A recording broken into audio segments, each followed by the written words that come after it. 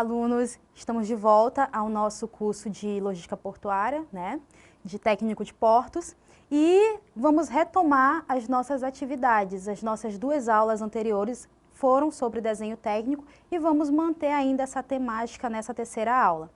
Hoje nós vamos dar prosseguimento e vamos fazer só um resumozinho do que aconteceu nas 2 aulas anteriores. Bom, na nossa primeira aula nós falamos um pouquinho sobre as normas brasileiras, não é? E nós entramos em contato com as NBRs. A NBR 10067, onde conversamos sobre os princípios gerais de representação e desenho técnico e falamos um pouquinho sobre o diedro, né? E sobre como funciona o desenho técnico. Também falamos sobre a NBR 10068, que fala da folha de desenho. Falamos também sobre a 10126, que vem retratar um pouquinho sobre a cotagem e desenho técnico. Também conversamos sobre a NBR 8196, que fala sobre o emprego das escalas, né? Aprendemos um pouquinho sobre escalas. E na NBR 8403, nós falamos sobre a aplicação de linhas em desenhos. Vimos ali que existem vários tipos de linha, linha tracejada com ponto, linha grossa, linha fina, né?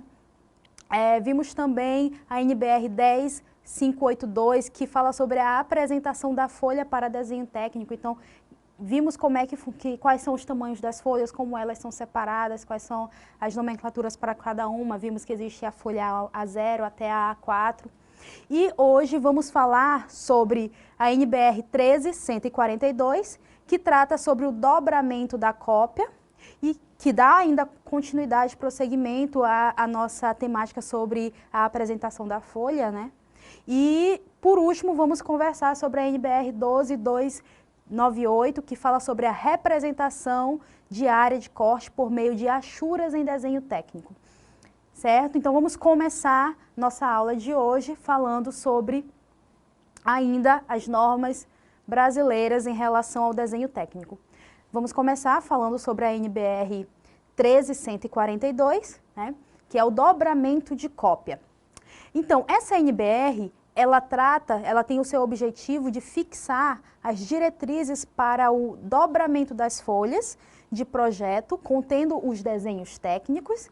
Então, ela vai falar sobre o dobramento dessas folhas, da A0 até a A4, até a A3, né? E todas as folhas, sejam elas A0, A1, A2, A3, elas devem ser dobradas de acordo com a norma, a NBR, né, para atingir o formato A4. Todas elas devem, no seu dobramento, finalizar no formato A4, né, sendo todas dimensões já definidas pela NBR 10068, que conversamos em nossas aulas anteriores. Professora, mas por que tem que finalizar no A4? Porque facilita o nosso armazenamento, guardar esses documentos, né? Fazer o arquivamento desses documentos e também o transporte. Imagina você sair com uma folha gigante de A0, com praticamente 1 metro de seu diâmetro, né? De seu comprimento e diâmetro, e ficar levando para um lado e para o outro. É muito complicado. Ou então amassar de qualquer forma, fazer qualquer dobramento e ele não vai ficar legível. Então, por isso que a NBR ela definiu um formato padrão para dobramento das folhas de desenho técnico. Vamos agora ver como são esses dobramentos para cada tipo de padrão de folha, cada formato de folha, né? Então, aqui, o dobramento, ele deve ser feito começando pelo lado direito da folha, observem a nossa imagem, começando pelo lado direito da folha, seguindo dobras verticais.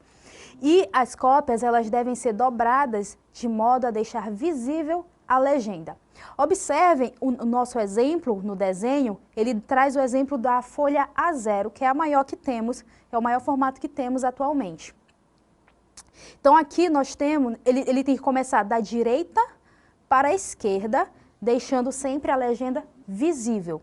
Então aqui, contem comigo, aqui embaixo, no final do desenho, nós temos as divisões dos dobramentos. Nós temos 1, 2, 3, 4, 5 divisões, então serão 6 dobramentos no total, né? Porque vai ficar um perpendicular ao outro. E na parte aqui do ladinho, do lado direito, nós temos outros 2 dobramentos para que a gente chegue no padrão do A4. É preciso dobrar outras 2 vezes também na forma horizontal para a gente garantir o formato A4. No caso de folhas no formato A0, A1 e A2, elas precisam ser, caso tenha a necessidade de serem perfuradas para a gente fazer um armazenamento, para a gente fazer um arquivamento desse material, ou mesmo para fazer o transporte, colocar em pastas, que facilita o transporte, evita que a gente machuque essas folhas. Então, quando for necessário a gente fazer o perfuramento dessas folhas, para arquivamento, a lateral esquerda desta folha deve ser reservada para perfuração e o canto superior, observe, o canto superior, ele deve ser dobrado para trás. Por quê? Porque assim a gente vai evitar a dificuldade em arquivar esse documento, já que a gente fez 2 furos. Imagina, a gente dobra, bonitinho, ficou lá no formato A4. Só que a parte de cima, ela cobre um dos furos, ela vai cobrir um dos furos, quando a gente dobrar horizontalmente. E aí, então é por isso que é preciso fazer esse pequeno dobramento na sua lateral esquerda, na parte de cima superior, na lateral esquerda da folha, Aqui eu trouxe um exemplo de um formato A1. O anterior, era o formato A2, a próxima a gente vai ver o formato A1. Vejam bem, a gente faz o dobramento vertical dela e ela tem, na A1 nós temos uma dobra superior, uma dobra horizontal. E ela pode ser também perfurada, para o arquivamento, então a gente tem aqui a dobra superior no canto superior esquerdo, a dobrinha para garantir que ela não cubra a perfuração realizada. Do lado direito da imagem, vocês já podem observar essa folha dobrada. Então, você vê que ela está com o cantinho superior dobrado, ela está com a legenda visível, E se vocês forem observar, as laterais, a gente consegue ver as extremidades das laterais. Esse aqui é o formato A3, Então, no caso do formato A3, não tem necessidade de fazer uma dobra superior na lateral. Por quê? Porque ela já fica no padrão do A4. Ela só tem as dobras verticais, porque o seu tamanho mesmo já é no padrão do A4. Ela só é maior no comprimento, Mas, no geral, ela já fica no padrão A4, já deixa a legenda, ela fica visível. Então, não tem necessidade da gente estar dobrando a parte de cima desta folha. Ela é mais fácil, acho que é mais fácil da gente estar fazendo o dobramento. Vamos falar um pouquinho sobre a representação de área de corte por meio de achuras em desenho técnico. Essa área de corte ela é tratada pela NBR 12298, Então, vamos entender um pouquinho o que significa isso. Para representar um desenho complexo, com vários elementos, utiliza-se o recurso de corte, que representa uma das partes do objeto que é supostamente cortado, que é supostamente removível. Porque o objeto, quando ele está íntegro, a gente não consegue ver as suas delimitações internas. Então, quando a gente faz o corte, a gente tem essa visão. E essa NBR, ela vem dar umas especificidades sobre como fazer esse tipo de corte naquele objeto, naquela imagem. A área de corte ela também pode ser chamada, também pode ser chamada plano de corte, Então, ela chama-se plano de corte. O plano de corte ele é qualquer plano imaginário traçado atravessando toda ou parte da figura. E, neste caso, a parte superior ao corte, ela é eliminada, Porque, ela representa-se apenas a parte restante sobre a linha de corte. Então, a gente elimina a parte que foi cortada e fica só aquela parte que nós queremos, de fato, fazer a análise, entender quais são as suas especificidades ali. Eu trouxe aqui 2 exemplos de objetos de imagem, onde nós temos aqui o plano de corte na primeira imagem. Então, o plano de corte é mostrando aonde vai se ocorrer esse corte nessa imagem, nesse objeto.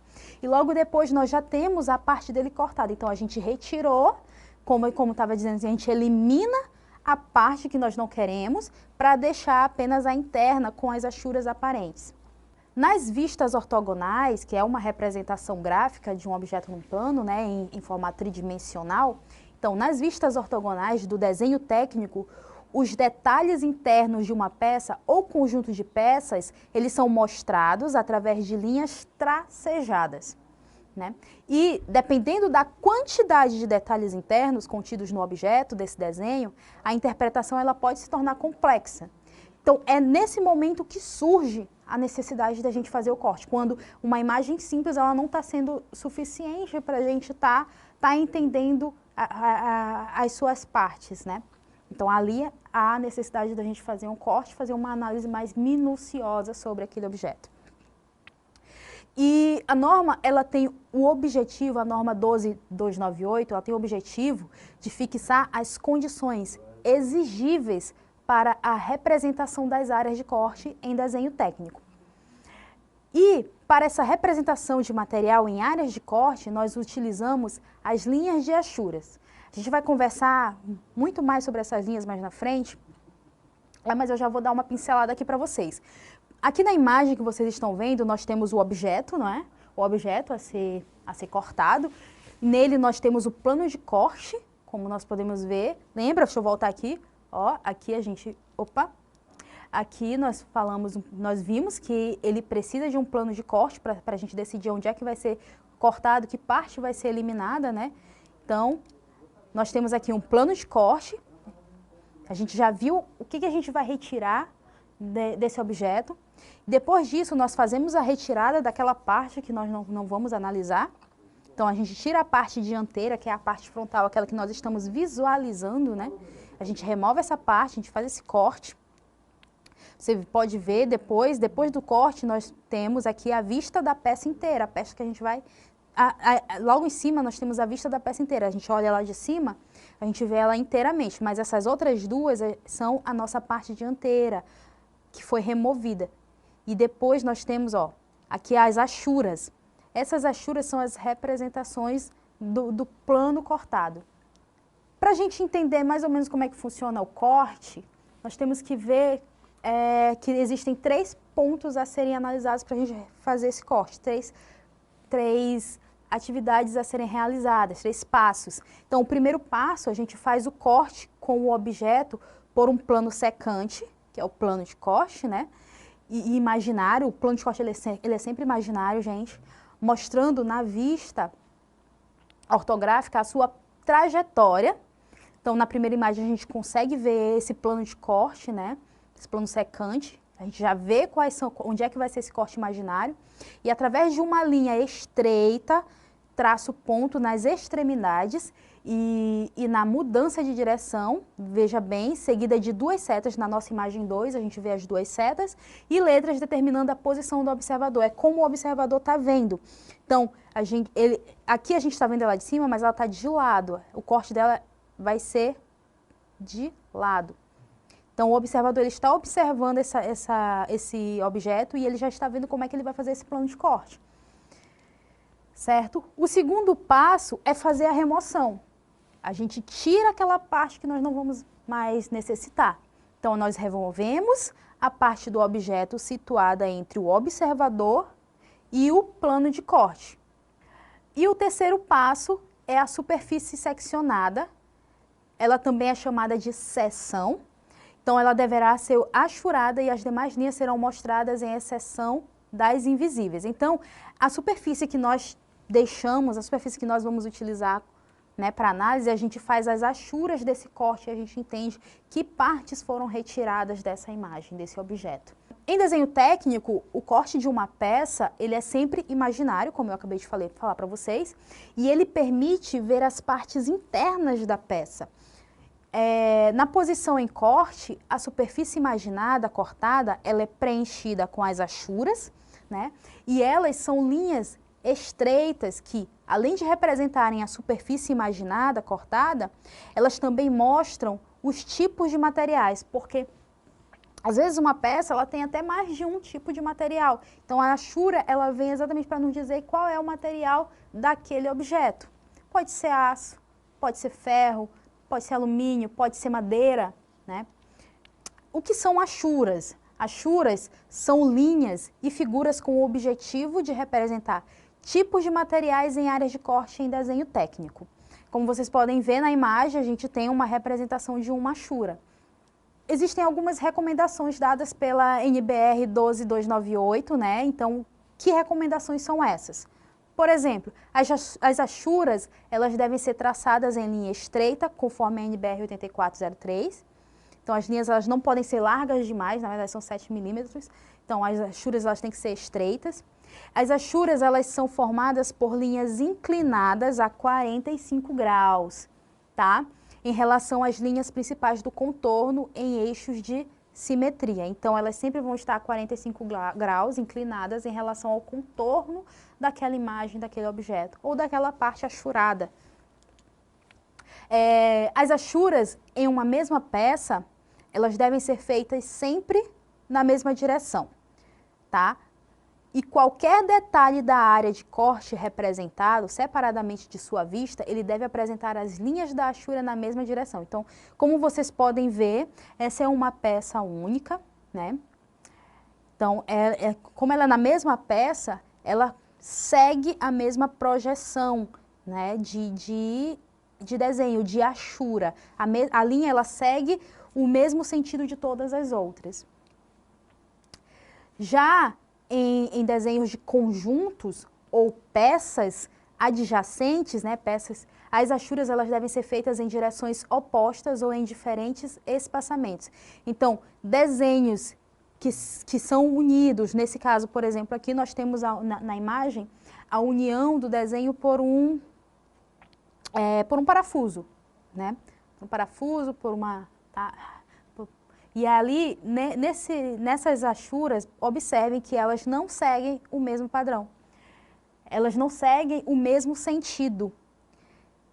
Então, a gente sabe que são duas peças diferentes que estão juntas, que estão próximas. Aqui a gente entende que não é um objeto único. Ou melhor, não é uma peça única, tá? E achuras em peças compostas, que sejam soldadas, que sejam rebitadas ou coladas, elas devem ser apresentadas, elas devem ter uma apresentação em diferentes direções. Observem na imagem, por exemplo, as achuras que são diferentes são os locais onde ocorreu a colagem. Se for uma peça de ferro, uma peça de metal, ocorreu uma soldagem, tá? Então, aqui a gente vai mostrar as direções das achuras diferentes, para a gente ter essa noção de que essa peça, ela sofreu alguma alteração. Se a peça composta for representada em um desenho de conjunto, a achura dessa peça deve ser feita como a de uma peça simples numa mesma direção. Já as achuras, elas devem ser espaçadas de acordo com a superfície a ser achurada. Entretanto, a sua distância mínima deve ser de 0,7 milímetros, sempre. Se a área de corte for muito extensa, a achura ela pode ser feita apenas na área de corte, na área do contorno, né? Deixando em branco a parte central da área de corte. Então, na imagem que nós trouxemos aqui, a gente vê que a achura, ela não está fechando toda a imagem, ela está deixando uma parte em branco. Por quê? Porque ela é muito extensa. Então, aqui a gente não tem a necessidade de fechar toda a imagem, todo o desenho. Se a peça ela for cortada por mais de um plano de corte paralelo, sua achura deve apresentar a mesma direção também. Se houver necessidade de se representar dois elementos alinhados, duas linhas de achura devem apresentar a mesma direção, mas devem estar desencontradas. Veja bem, na imagem a gente vê, então são peças alinhadas, são dois elementos alinhados, né? E suas linhas, elas estão na mesma direção, porém elas não estão se encontrando. Olha só para mim. É como se estivessem assim.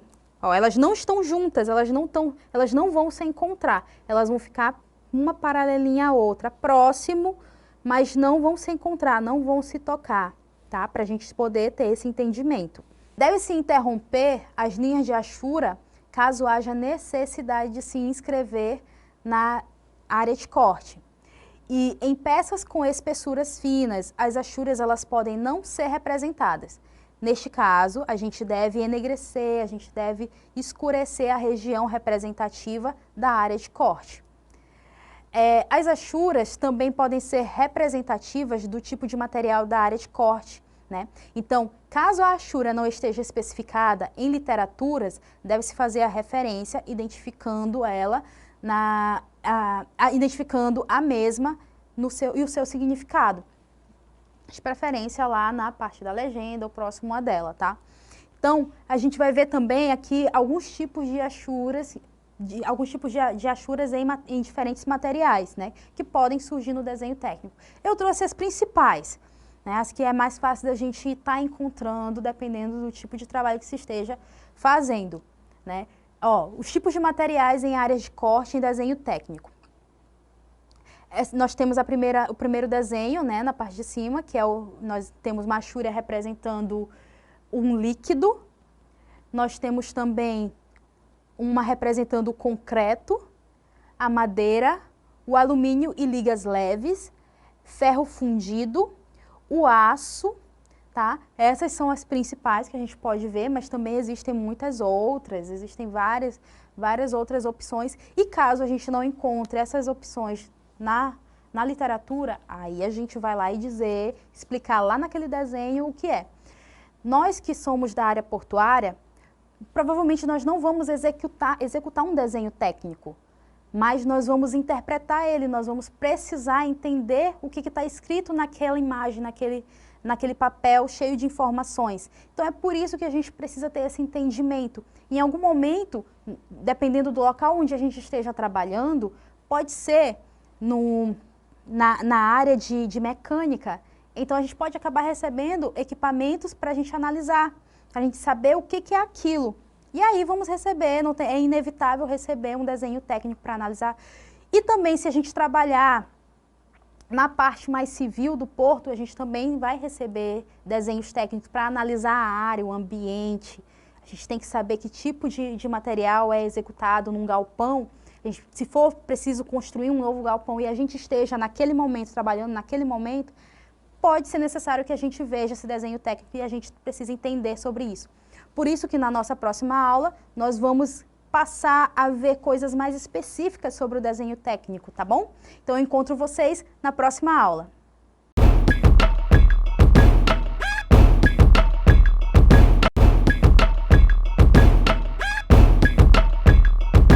Olá pessoal, estamos de volta na nossa última aula de desenho técnico.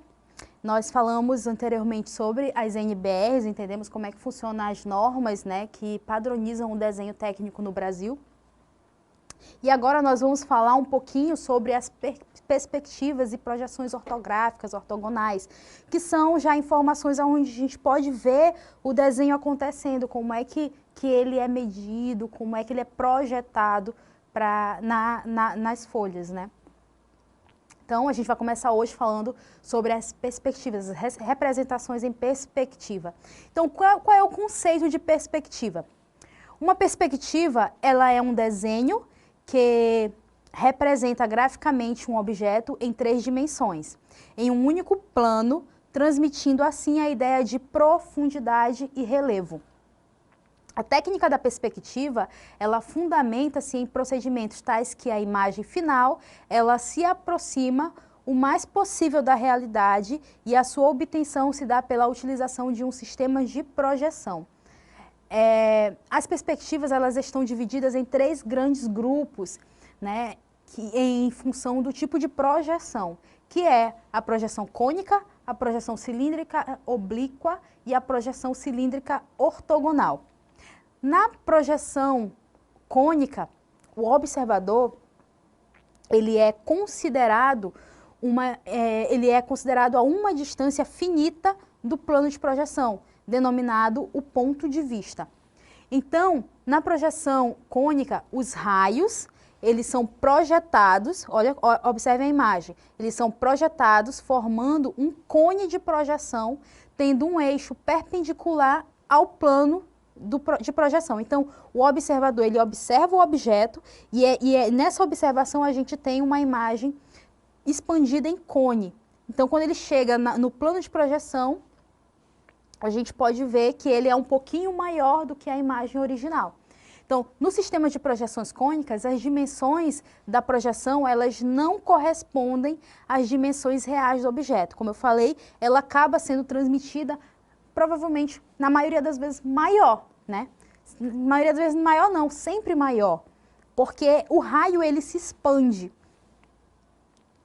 Bom, na perspectiva em projeção cônica, o uso de ponto de fuga, a gente utiliza um ponto de fuga, que ele é localizado na linha do horizonte, né, para onde todas as linhas paralelas, elas convergem quando vistas em perspectiva. Então, como a gente vê na imagem, nós temos o ponto de fuga, né, o observador, ele está no seu centro, e aí existe o ponto de fuga que ele segue a linha do horizonte. Então, há uma expansão desta visão em formato de cone. Isso a gente pode ver aqui na figura ao lado, na figura direita, essa projeção acontecendo. Então, se você está visualizando ali de lado, a gente vê ela se expandindo na imagem. A projeção cilíndrica oblíqua, ela também é conhecida como projeção cavaleira. A projeção cavaleira, ela acontece quando a direção dos raios projetados é inclinada em relação ao plano de projeção. Então, para esse tipo de projeção, é possível mensurar a vista frontal do objeto, mas não há a exata proporção da profundidade. Então, a vista frontal, a gente consegue garantir que ela siga a realidade.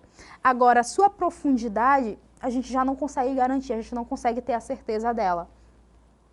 Ela, na maioria das vezes, ela vai ser menor, né? Ela vai diminuindo o seu ângulo. Bom, uma das faces na projeção cavaleira ou na projeção cilíndrica oblíqua, uma das faces ela é representada em verdadeira grandeza, como eu disse, a gente consegue fazer uma representação real dela ali, né, uma imagem que coincida com a realidade, e só que em contrapartida, as suas outras duas partes, elas são reduzidas, para a gente garantir a realidade inicial.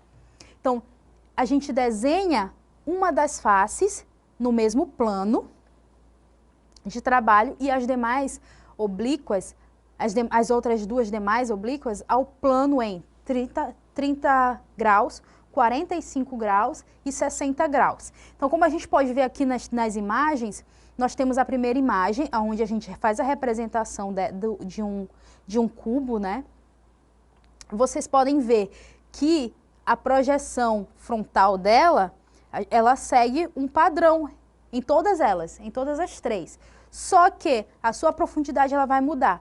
Veja bem, na primeira imagem nós temos ela em 30 graus, ou seja, 2/3 da projeção da face frontal. Já na segunda, nós temos uma projeção lateral de 45 graus, que equivale a 1/2 da face frontal, ou seja, 50%, ela apresenta 50% da face frontal. E na terceira projeção, nós temos ela aqui a 60 graus, ou seja, ela tem a representatividade de 1/3 da face frontal, né? Então é isso, a primeira, nós temos ela em 30 graus, que é 2/3 da frontal, 45 graus, que é metade da frontal, e 60 graus, que é 1/3 da frontal. Essa é a projeção oblíqua ou cavaleira. E na projeção cilíndrica ortogonal, ela também é conhecida como axiométricas. E elas são divididas em 3, que é a trimétrica, a dimétrica e a isométrica. Bom, na projeção cilíndrica ortogonal, nas axiométricas, o observador ele é considerado a uma distância infinita, diferente da cônica, que é uma distância finita, aqui é em uma distância infinita do plano de projeção. Por isto, os raios projetantes, eles são paralelos e representam uma direção. Então, como vocês podem ver na imagem, o raio, ele está sendo paralelo ao plano de projeção. Certo? E aqui a gente vai falar um pouquinho de todas as três perspectivas axiométricas, que é a isométrica, a dimétrica e a trimétrica. Na isométrica, quando os três eixos, ela ocorre quando os três eixos principais formam ângulos iguais entre si. Então, observem na imagem, na primeira imagem de cima para baixo, os três eixos, eles possuem ângulos iguais, né? Então, é 120 graus para cada um. Nos três, são 120 graus para cada um, que dá o ângulo de 360 graus no total. Na dimétrica, ela ocorre quando apenas dois eixos formam ângulos iguais. Observem que os dois eixos ali frontais, eles têm os ângulos iguais, mas o de cima não. A parte superior não.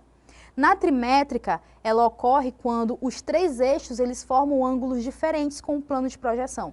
A trimétrica, ela é a que fica mais deformada, né? É mais difícil da gente ter uma identificação real daquele objeto ou da imagem. Finalizando a projeção de perspectiva, a gente vai agora falar sobre as projeções ortográficas, para a gente entender melhor. A projeção ortográfica, ela é uma forma de representar graficamente os objetos tridimensionais em superfícies planas, como, por exemplo, um quadro ou uma folha de papel. Uma projeção que pode ser considerada tridimensional é a fotografia. A fotografia, ela consegue nos dar uma projeção tridimensional das imagens, assim como nós quando olhamos um objeto. Mas quando a gente vai desenhar, a gente vai botar em um plano, a gente precisa utilizar algumas técnicas para tentar trazer essa ideia de tridimensionalidade. E as projeções ortográficas, elas buscam trazer essa ideia de tridimensionalidade nas representações em desenho técnico. Então, para a gente entender bem as projeções ortográficas, nós precisamos conhecer alguns elementos, que é o modelo, é o observador e o plano de projeção. Então, vamos ver primeiro quem é o modelo. O modelo, ele é um objeto a ser representado em projeção ortográfica, né? Ou seja, em projeções tridimensionais, e ele pode ser uma peça de máquina, ele pode ser uma figura geométrica, ou mesmo um conjunto de peças. O modelo, geralmente, ele é representado em posição, que mostra a maior parte de seus elementos. Então, como a gente pode ver aqui, nós temos duas representações de um objeto. Ele, com o conjunto de peças unidas, né? Então, nós temos ele aqui completo, e nós temos ele aqui explodido, expandido, explodido. Então, nós vemos todos os seus componentes. E quem é o observador? O observador somos nós, né?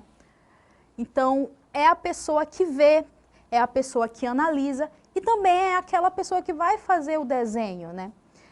É tanto a pessoa que desenha quanto a pessoa que precisa estar analisando aquele objeto, aquele material. Então, nós temos o observador, ele tem sempre uma visão em linha horizontal. O observador, ele sempre visualiza em forma horizontal a imagem, o objeto. E quem é o plano de fundo? Se atentem muito a isso, a questão do plano de fundo, porque o plano de fundo ele é a base do desenho técnico. É importante a gente ter esse conhecimento para a gente entender como é que funciona a dinâmica. Então, o plano de fundo, plano de projeção, desculpa, o plano de projeção, ele é a superfície onde se projeta o modelo, né? Então, em desenho técnico, usamos dois planos para representar as projeções. Então, como vocês podem ver na imagem, nós temos o plano vertical e nós temos o plano horizontal. Surge até um terceiro plano, eu vou até mostrar mais na frente para vocês esse terceiro plano, mas vamos nos atentar ao plano vertical e ao plano horizontal. Lembra que a gente conversou lá na NBR, na nossa primeira aula, a gente já falou um pouquinho sobre as normas e a gente falou um pouco sobre o diedro. Foi na nossa primeira aula, falamos sobre o diedro. Então, os dois planos perpendiculares entre si, eles dividem o espaço em 4 regiões chamadas de diedros. Como vocês podem ver, nós temos aqui, são dois planos perpendiculares, né? Então, nós temos o primeiro diedro, o segundo diedro, o terceiro diedro e o quarto diedro. No Brasil, nós utilizamos o primeiro diedro, e é o diedro mais utilizado em desenho técnico na maioria dos países. O terceiro diedro ele também é utilizado para executar o desenho técnico, porém ele é utilizado apenas nos Estados Unidos e no Canadá, ou seja, na América do Norte. Mas o Brasil, segundo a norma brasileira, né,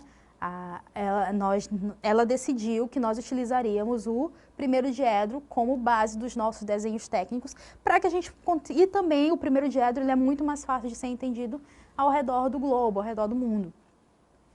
Então, o diedro ele é dividido aqui, né, esses planos eles são divididos em 4 diedros. Como podemos ver na imagem, nós temos a parte superior, que é a visão superior, e a visão horizontal, tá? A visão vertical e a visão horizontal. Então, como podemos ver no primeiro diedro aqui, nós temos o SPVS, significa semiplano vertical superior, e ele tem aqui o semiplano horizontal anterior. No segundo diedro, nós temos a representação também do semiplano vertical superior, só que na parte horizontal é o semiplano horizontal posterior. No terceiro diedro, a representação é do semiplano vertical inferior e no semiplano horizontal posterior. E o quarto diedro é o semiplano vertical inferior e o semiplano horizontal anterior. Então, o nosso é o semiplano vertical superior e o semiplano horizontal anterior, que é o primeiro diedro. Vamos nos atentar ao primeiro diedro sempre, porque é esse que nós vamos utilizar sempre. Para questões de curiosidade, né, eu trouxe aqui a identificação do que é uma geometria descritiva. A geometria descritiva, ela também é conhecida como geometria mongeana. Ela é um ramo da geometria que tem como objetivo representar objetos de 3 dimensões em um plano bidimensional. E a partir das projeções, ela determina distâncias, ângulos, áreas e volumes. Esse método projetivo ele foi desenvolvido por Gaspar Monge. Ele era um desenhista francês, né, e matemático, né? Ele conseguiu definir as projeções geométricas, né, a geometria descritiva, né, e ele desenvolveu esses diedros, esses planos em diedros. Então, em relação ao primeiro diedro, que é o que nos interessa, o desenho técnico, quando o desenho técnico ele está representado em primeiro diedro, ele deve ser simbolizado para identificar sua posição. Então, como é que a gente vai simbolizar o primeiro diedro, aquele desenho técnico em primeiro diedro? A partir desse desenho aqui, dessa imagem que eu coloquei para vocês. Essa imagem, ela sempre deve aparecer no desenho técnico, representando, garantindo que esse desenho ele está sendo executado em primeiro diedro. Então, essa imagem ela vai nos representar o primeiro diedro. O terceiro diedro, eu não coloquei aqui, mas dá para vocês entenderem eu explicando para vocês. O primeiro diedro, ele aparece, esse ângulo, só que inverso, só que ao contrário, né? Nesse diedro, a peça sempre estará situada entre o observador e o plano de projeção, tá? Podemos obter as projeções através de observações feitas em posições determinadas. Que posições são essas? É a vista frontal, é a vista horizontal, né, que é a vista horizontal superior, e é a vista lateral. Então, a vista frontal, projeção por vista frontal, ela ocorre quando o observador ele está de frente para o objeto, e ali ele consegue observar esse objeto e fazer o plano e transferir ele para o plano de projeção. Então, ele faz a projeção no plano de projeção, no plano vertical. Ele faz a projeção no plano vertical. Então, como a gente pode ver, nós temos aqui duas imagens. A primeira já nos apresenta esse plano acontecendo, então a vista ela é frontal. Na segunda imagem a gente observa, a gente pode ver o observador analisando o modelo, analisando o objeto e vendo a sua projeção no plano vertical. Lembra do diedro que eu apresentei para vocês? Então a gente está vendo aqui o plano vertical do primeiro diedro. E a vista superior, como é que ela ocorre? Ela ocorre a partir do momento que o observador ele olha o objeto de cima. Então, quando ele olha o objeto de cima, ele consegue fazer essa projeção horizontal. Então, quando ele observa de cima, a gente tem aqui, ó, na primeira imagem, o objeto observado pela vista superior e ele é projetado, ele tem sua projeção aqui no plano horizontal, na parte de baixo do diedro, do primeiro diedro, né? Então, a gente vê o modelo sendo representado no plano horizontal, que é a parte inferior do primeiro diedro. E no Brasil, né, onde se adota a representação no primeiro diedro, além do plano vertical e horizontal, utiliza-se o plano lateral, que é um terceiro plano de projeção. Como eu tinha falado, existe um terceiro plano de projeção no primeiro diedro. Este plano, ele é, ao mesmo tempo, perpendicular ao plano vertical e ao plano horizontal. Então, como a gente pode ver aqui na imagem, nós temos o plano vertical, nós temos o plano horizontal e nós temos o plano lateral. Ó, aqui é uma representação da vista lateral observada por alguém, ou seja, sendo visualizada pelo observador. Então, a gente vê aqui do lado esquerdo a vista lateral esquerda, é normalmente esse padrão, sempre pela esquerda, mas existem as outras vistas, mas a gente vê sempre pela esquerda. A vista lateral pela esquerda, a gente vê o modelo. Então, digamos que o observador ele esteja aqui observando aqui do lado esquerdo, a gente tem um modelo e aí a gente faz a projeção dessa imagem no nosso plano lateral. Então, ele fica lateralizado ao nosso plano vertical, do lado esquerdo aqui. Essa aqui é uma representação do objeto já em todas as três vistas, né? Tanto a lateral, quanto a vertical e quanto a superior, a horizontal. Na vista frontal, quando o observador ele está de frente, a gente consegue ver o objeto, a gente consegue ver a altura deste objeto. Na vista superior, aquela que a gente olha de cima, nós conseguimos ver o quê? O comprimento do objeto. E na vista lateral esquerda, nós observamos o quê? A largura do objeto. E ali a gente vai colocar isso no plano, no desenho técnico, na nossa folha. Eu trouxe para vocês um outro desenho que traz essa observação um pouquinho mais ilustrativa. Aqui nós temos o objeto a ser analisado, né? Então, nós temos a vista superior, que está sendo observada de cima. Nós temos a vista lateral, que está sendo observada de lado. E nós temos a vista frontal, que é aquela que o nosso observador está de frente para o objeto. Então, como vocês podem estar observando na imagem, tem as três vistas representadas.